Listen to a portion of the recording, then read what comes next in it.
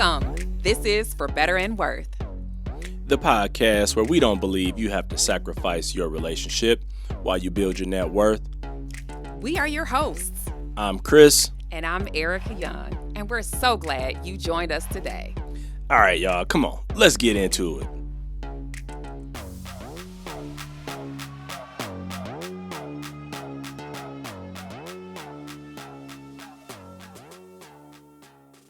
Hey, folks, we're back with a fresh new episode and fresh new topics. Yes, and a fresh perspective too, right, honey? Right. So, just to be clear with you all, we're just back fresh off vacation. And I mean, we took some time away and we really needed it. You guys wouldn't know because we're professionals and we made sure we had our episodes programmed and they were ready to go. So when we unplugged. And I think I came back tired from just traveling, trying to get back home. Yes. But it feels good. Like, it's always good to have a vacation. It's always worth it. How about that? We'll start there.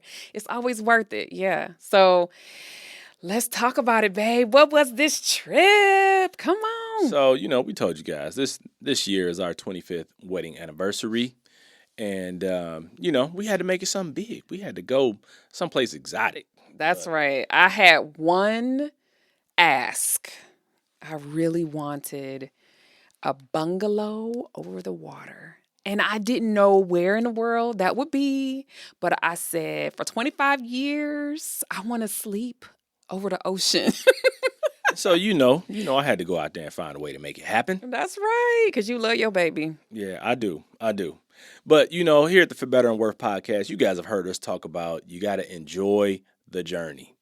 We also want you to make progress over time. And, it's not about being perfect. But, yeah, we want you to enjoy the journey. And we really had to make sure that we spend time connecting, reconnecting, and that's why I love when we get to go travel. Yeah. So this trip was huge. Actually, I feel like we've been some far places. This one was interesting because it was far in a different direction. And so when I said I wanted to go on a bungalow, you were like, all right, let's figure out where that is. So my honey took us to Tahiti. It's a little island off of Tahiti, and it's called Moorea. And super cool. It's in the French Polynesian. And because we are in Indianapolis, that was a journey to get to. Yeah, most people know Bora Bora. And if you go to Tahiti, you're either going to go to Bora Bora or you're going to go to Moorea.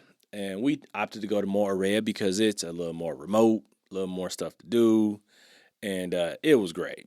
But I think that, we justify spending the money because, we have to make sure that we stay connected. Yeah. And that we, in our relationship, it's not just about money. Mm-hmm. It's about us building that connectedness together. And, work can get in the way. And, I travel and, it's easy to get caught up in the day-to-day. And especially now that the kids are out of the house and we don't have, them to focus on, we really have to focus on one another. And so I think as people think about their relationships and consider what it's going to take to make it last, they got to find ways to incorporate, vacations. And now, don't get me wrong. Not everybody's going to be able to take a vacation like that and go somewhere that far away. But look, we flew to LA and that was a mini vacation. Yeah, this was an expensive trip. I'm not going to even lie. It's probably of all of the trips that we've taken, the most expensive one because it didn't involve, sharing the cost with anyone else. It was pretty far. The flights were pretty expensive. And so it was a lot, but I will say this, your boy got a deal. I know. You always get the deals. I'm not even worried about that, okay? We're never going to play retail when it comes to much of anything. Much of anything. So that honestly, for me, makes everything sweeter. Like, I feel like the Lord has blessed me with the perpetual hookup. You are a sales guy, like, honestly. So it shouldn't be surprising. And our kids are always mesmerized by the deals that you get. They're like, how is it? Okay, so let's press pause for a second. Okay, because I'm not just a sales guy. I'm a nice person. Oh, and you're a schmoozer, and yeah, no. Yes, you are a nice I person. think though, when you show people, kindness, and you show them interest, and you ask for things, and in the way that you do that, Charisma. you tend to get more than the average bear. So You actually sound like you flirt to get a deal. That's kind of like what that sounded like. You say, when you're nice to people, I'm just you saying, show them. I'm not saying it's anything like that. But what I am saying is that when you show interest in them and Sure. conversate with them or joke Hmm. with them or, people open up. True. I've always tried to use, humor as a way to disarm people. And it works. And when you disarm people, then they're open and then they're willing to try and help you or even, ask people for help. Hmm. How many people ask for help? Yeah. They don't because they feel like, oh, I don't need help. I can do this on my own. But that's a whole different podcast episode. So we're going to stay on this enjoying the journey topic today. So how do you plan the trips though? Like, so give people some specifics on how that works. You have conversations with people, and how does that result in you getting some type of deal? Well, I think even before you get to that, I think you and your spouse or your partner, you've got to make a decision on a budget. Like you got to decide how much are we willing to spend on a trip, no matter what that trip is. If it's a trip, domestically or if it's a trip internationally, that is where you have to start. And then when you know that, then you know what you're working with. And then you can kind of go and start to say, okay, for this level of trip, if it's in the domestic or it's outside the country, let me start thinking about where we want to go. Because, the further locations mean more expensive flights, and longer flights mean more time off work. So you really have to factor all those things in. So I got kind of a little mental formula that I started to put into play because I think about, well, okay, how much time do I have to take off work and how much do I have going on at work that I can just pull away from, and how far am I willing to travel? Because, sometimes we come on trips and I was like, man, this trip just started off with a bunch of hours of planes, trains, and automobiles, and I can't wait to get there because I need a vacation from the vacation of getting there. Yeah. You know what? That's real. In the beginning, I'm going to bring this up. We disagreed about when we were going to get there, right? Our travel itinerary, just getting there.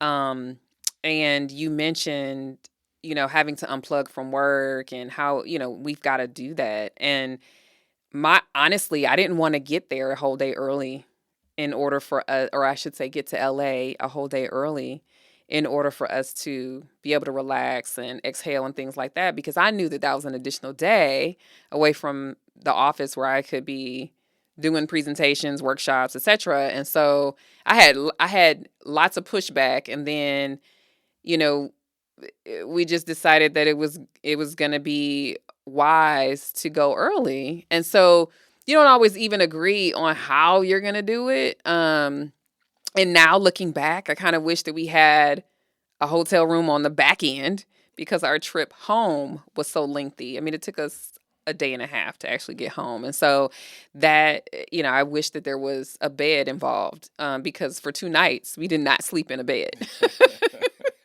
So, it does take a lot of planning, and there can be disagreements even in the planning. Look, I wasn't even thinking about like the detaching from work initially. I was like, wait a minute, we're spending a lot of money on this trip. I don't want anything to be a hiccup that could prevent us from getting there. And, I don't do a lot of travel insurance. I was like, look, I'm not missing this trip. We are going to be there, be where we need to be when the flights need to occur. Yeah. So it's not going to be some hindrance or something with me. I'm going to be where I need to be when my flights are supposed to take off. And if something happens, it's going to be on them. Then I'll get my appropriate compensation. Then I will go into schmooze mode and I will get whatever it is that I need to get. But So we went to Morea, and what was your favorite part of it? Was it worth it? And what was your favorite oh part? man, I had so many favorite parts that definitely the whole thing was worth it because got to relax. We did some things we haven't done in a long time. We just laid on the patio and did nothing. That was pretty cool, actually. Yeah, you were reading books and I'm laying on the patio and I'm, looking at my phone or just watching videos, but that's what I wanted to do right then. And it was perfectly okay to sit there and do that for an hour and not have to worry about doing something else. So Yeah. I think that was a great part. But, we look, people don't know this, but we are like thrill seekers. We like to go and do activities and whoo boy, we did some activities and I was like, I don't know if we're gonna make it back from this one. Lord. Listen, okay, so that part is real. I would say my favorite is the fact that I what would you say I conquered a fear? Do you feel like I conquered it? I didn't know it was a fear of yours, and I don't Okay, think wait a minute. No, you no, no. knew it was a fear of Let's talk yours. about this So though. I think everybody is afraid of sharks. Okay. So I think let's lay the groundwork that everybody is afraid of sharks. You just don't think that you're ever going to encounter them. So you don't even realize that it's a real fear. Okay.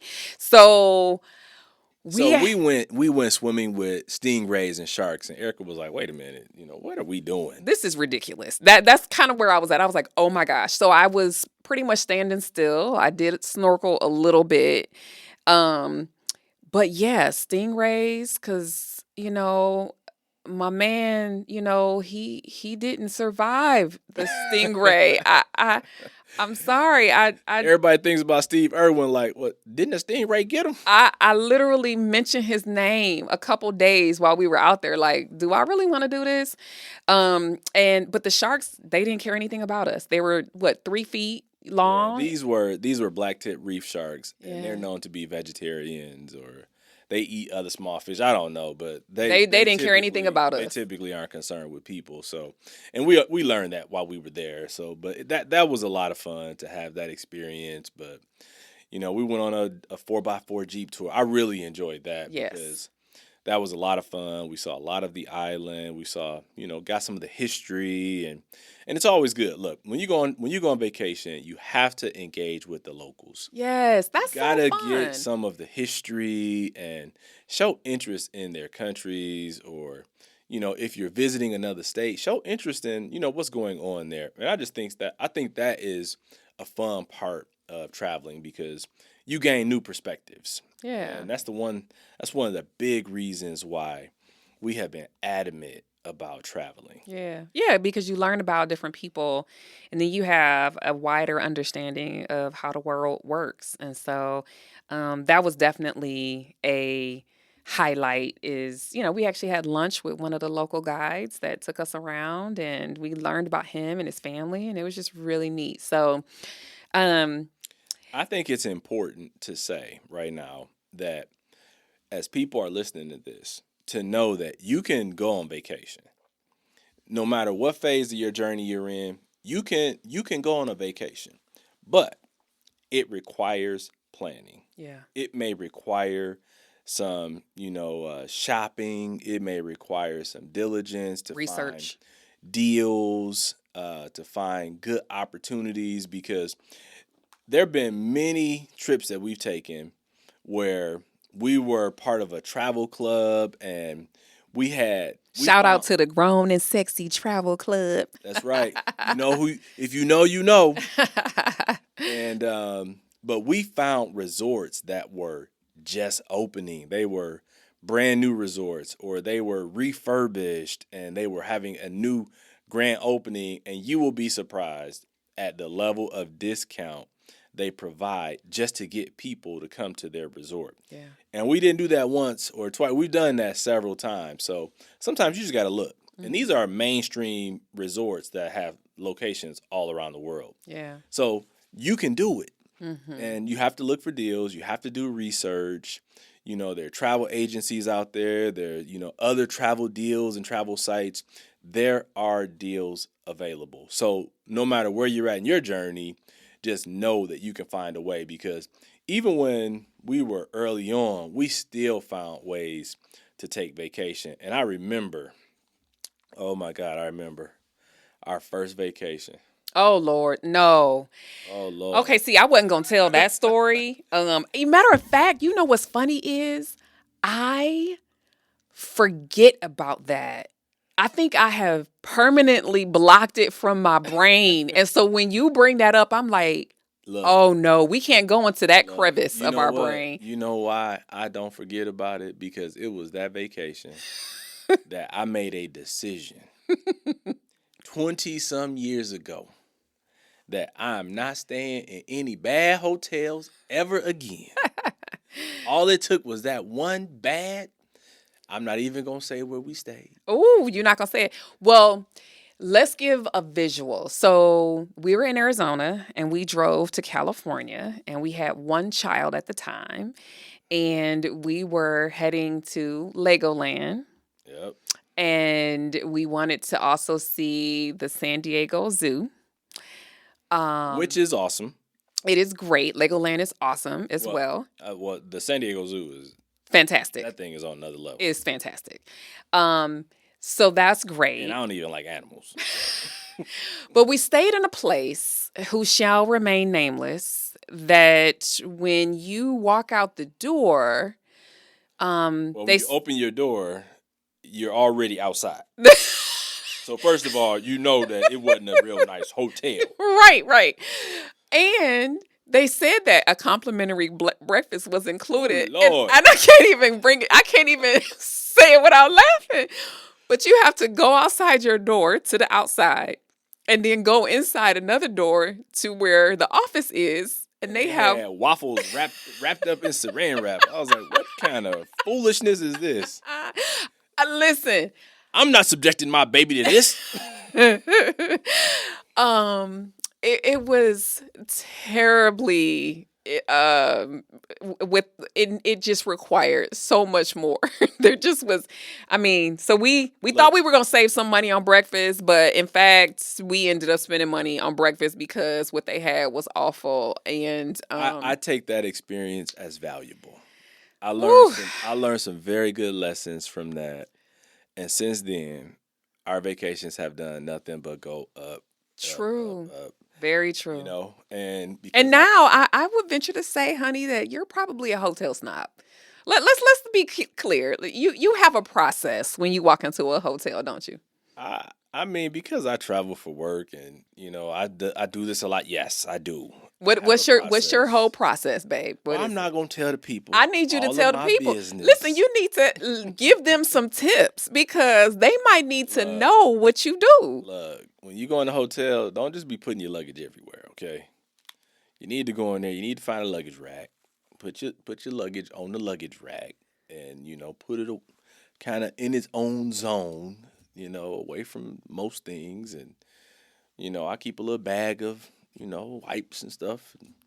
I like to wipe a couple things down when I get in the room. And Post COVID, that's also very yeah, important. yeah. Well, even definitely post COVID, but before that, I was very mindful of hotel rooms and stuff like that. But I think you just got to be aware of where you're at. One more thing you do. Oh man, you tell it then. You pull back the covers to ensure we don't have friends.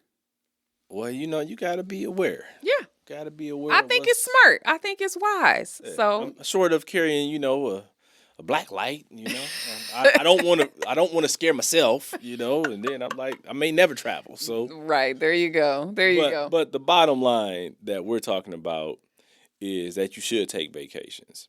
Now, let's get real. It's been all fun up to this point, Should you take trips while in debt?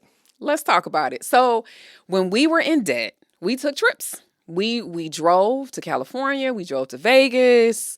Primarily, our trips were within driving distance, and that saved quite a bit of money.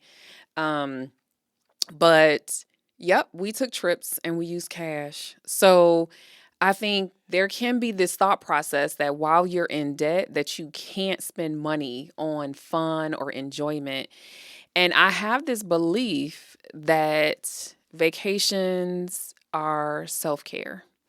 And so it's not that you have to say no entirely while you're in debt or while you're trying to reach some type of goal.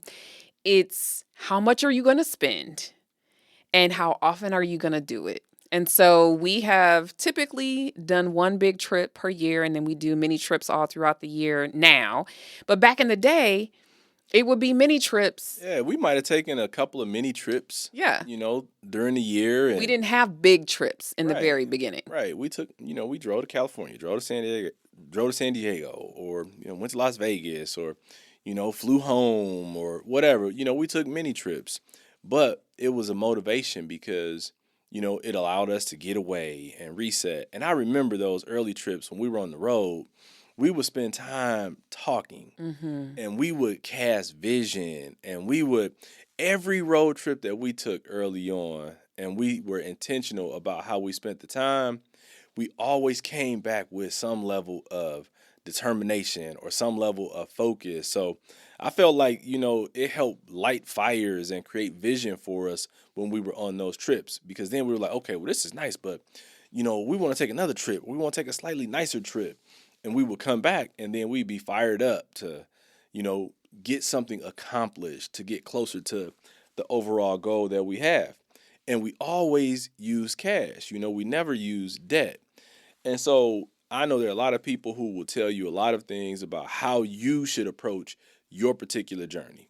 And what I'm going to tell you is that, one, you got to do what works for you, because I can give you 10 steps, and if you don't agree with 7 of the 10 steps, you're not going to do them. So you have to figure out what works for you, but you also have to have some diligence and some determination. And you got to just make some decisions that you're going to accomplish and stick to a plan. And so even on our debt reduction journey, we stuck to a plan, and we were very intentional about how we went through things and how we did it. So I think it was important for us to go on trips even when we were getting out of debt. Yeah, absolutely. And I think that it's the motivation you need. Honestly, if you are go, go, go, if you don't take a moment to breathe, you might burn out.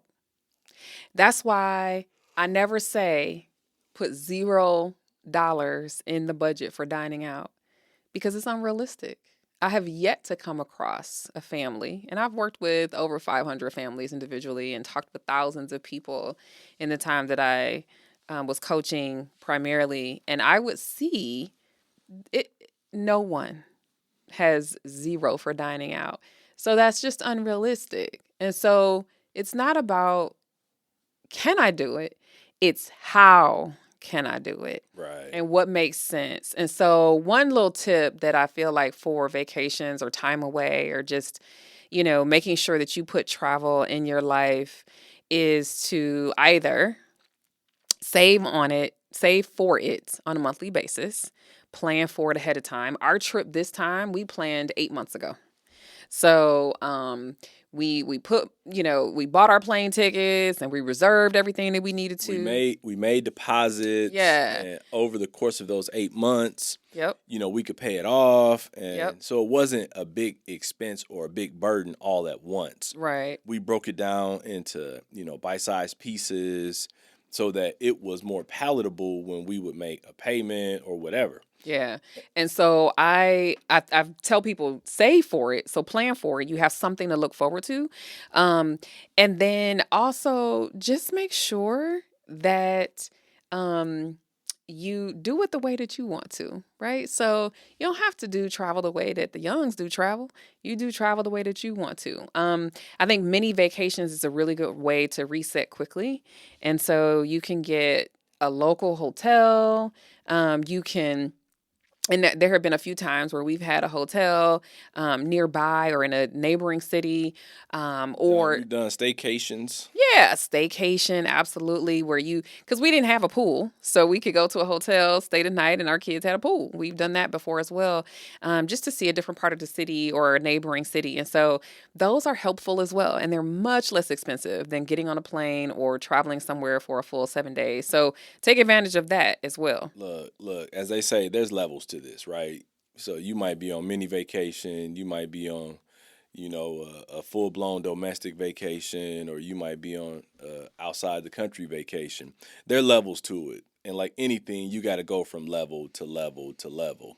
And there's still levels that we're trying to get to because I got to get to that business class travel, Oh, the lay flat, Qantas Air, oh Lord. Emirates. That's pretty amazing, honey. When are we doing that?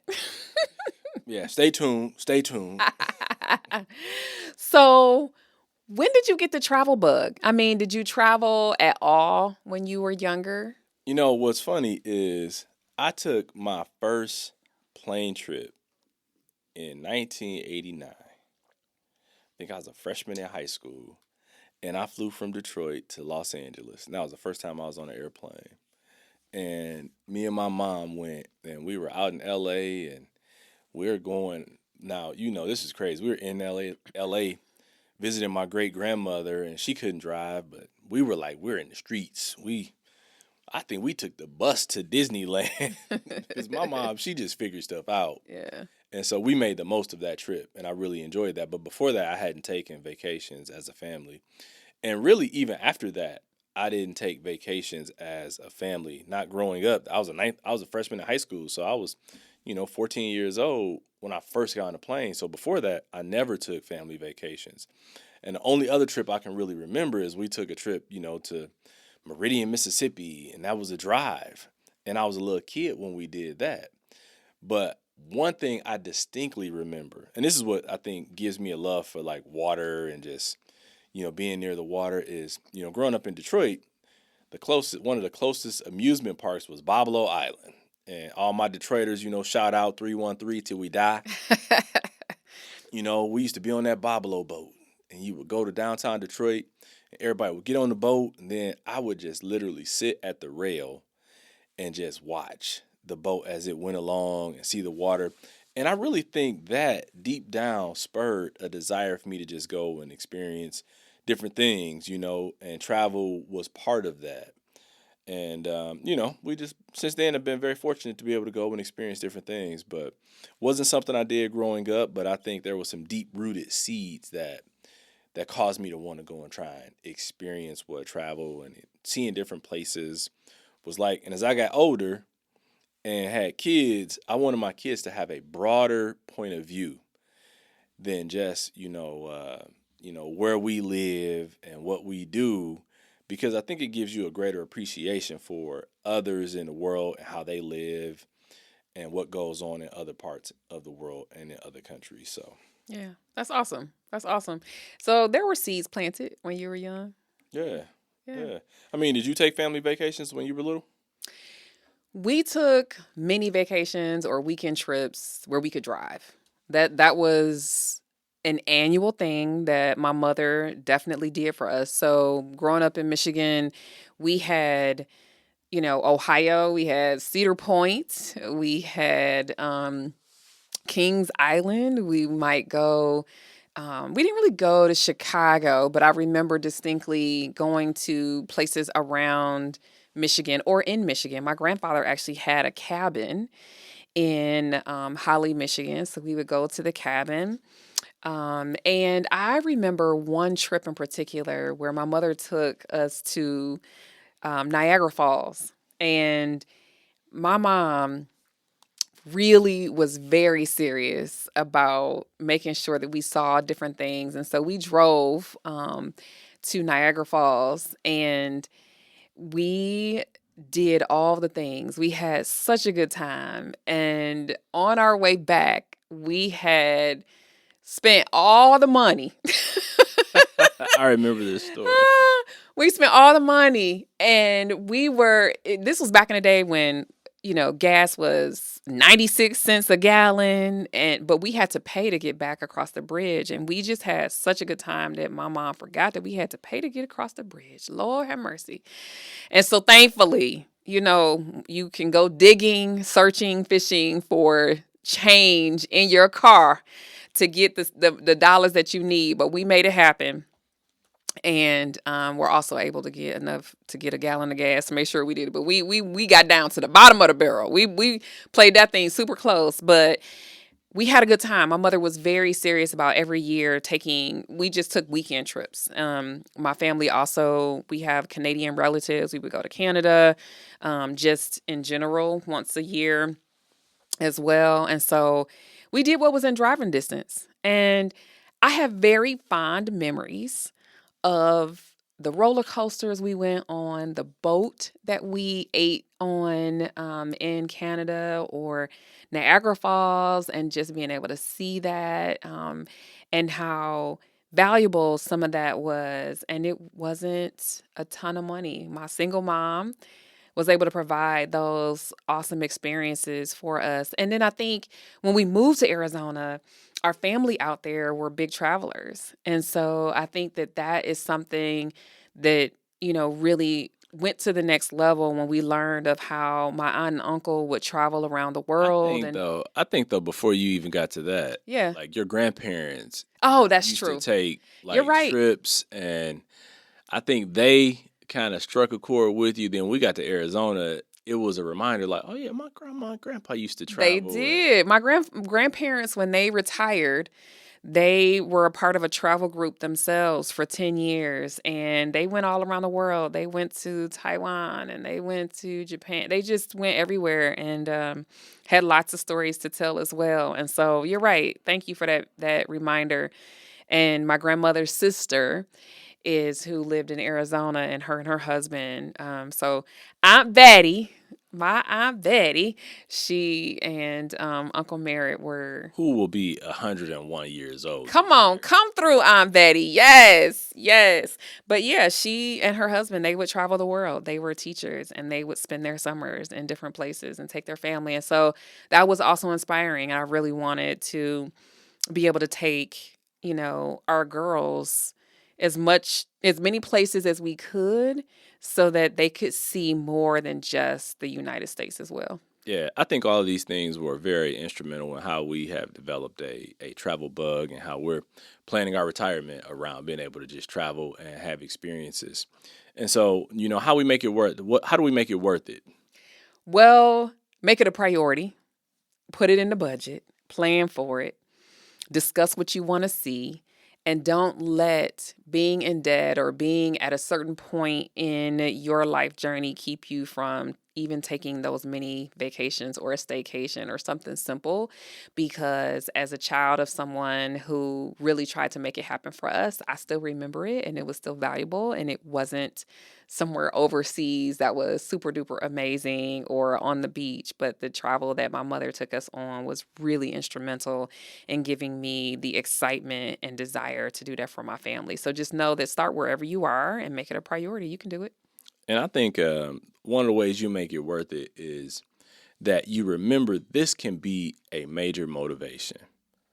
It can motivate you to, get out of debt sooner so you can travel more. It can motivate you to get a second job to save so you can have a slightly nicer trip or up level. And we do want you to enjoy the journey, and we want you to continue to make that progress. And it may not be perfect, but it's your journey and you have to enjoy it. But don't go out with, YOLO and just throw caution to the wind. Right. Be diligent and just know that this is a season in life. And like any season, there's ups, there's downs, but you can enjoy every season. I like different seasons of the year better than others, but I enjoy all of the seasons when we go through them because there's something about it. There's something about winter that you can enjoy, spring, summer, and fall. Fall is my favorite season, but I enjoy them all. And so we hope you guys enjoyed this episode, and we'll just keep, putting out content and telling you things that motivate us, that help us keep going. And certainly enjoying the journey and traveling along the way is something that we enjoy, and we want you to enjoy it and make your journey your own. And so until next time, We'll see you later.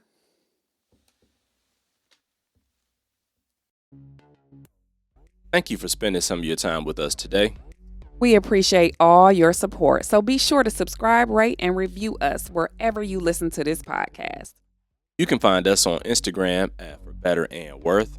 And sign up for our email on forbetterandworth.com. Till next time, we're out of here.